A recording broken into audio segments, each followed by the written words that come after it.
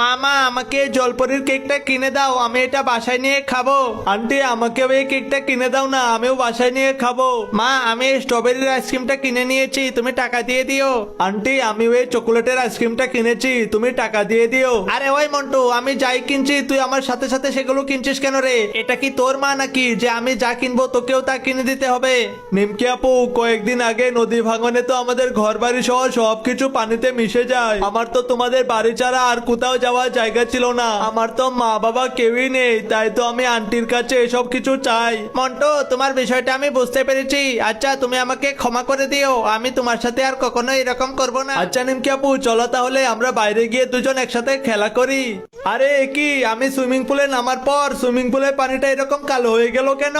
ওই মন্টু তুই তোর শরীরে কালো রং লাগিয়ে সুইমিং পুলে নেমেছিস কেন রে? তোর কারণে পুরো সুইমিং পুলের পানিটাই তো নষ্ট হয়ে গেল। আরে মা আমি সুইমিং পুলের পানিটা নষ্ট করিনি, তুমি আমার সাথে এসে দেখো। এই যে মা দেখো, সুইমিং পুলের এই জায়গাটা থেকেই তো কালো পানি বের হচ্ছে, আমার মনে হচ্ছে এই জায়গাটার নিচে কিছু একটা রয়েছে। আচ্ছা দাঁড়া, আমি সিকিউরিটি গার্ডকে দিয়ে সুইমিং পুলের পানিটা সেচে দেওয়ার ব্যবস্থা করছি। এই যে বাচ্চারা তোমরা সুইমিং পুল থেকে উঠে পড়ো, আমরা এখন এই পানিটাকে সেচে ফেলবো। মামা এই যে দেখো, সুইমিং পুলের নিচে তো একটা কালো বিড়াল লুকিয়ে ছিল, ওর শরীরের কালো রঙে সেই তো সুইমিং পুলের পুরো পানি কালো হয়ে গিয়েছে, আর তুমি তো শুধু শুধু আমাকে দোষারোপ করছিলে। আরে রাস্তার মধ্যে চকলেটটা ফেলে রেখেছে কে? আচ্ছা আমি এটা খেয়ে ফেলি। ওরে বাবা এ কি, আমার পুরো শরীর তো চকলেট হয়ে গিয়েছে, এই আমাকে কেউ সাহায্য করো। আরে এই কালো ছেলে তুমি কে, আমাদের ঘরে ঢুকেছো কেন? এ কি, তুমি তো আবার আমাদের ফ্রিজের ভেতরে ঢুকে গিয়েছো। দাঁড়াও আমি এখনই মাকে ডেকে নিয়ে আসছি।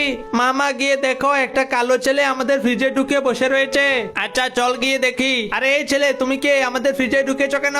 আরে মা আমি তো হলাম মন্টু, আমি রাস্তায় পড়ে থাকা একটা চকলেট খেয়েছিলাম, তারপরে তো আমার শরীরটা এরকম চকলেটের মতো হয়ে গিয়েছে।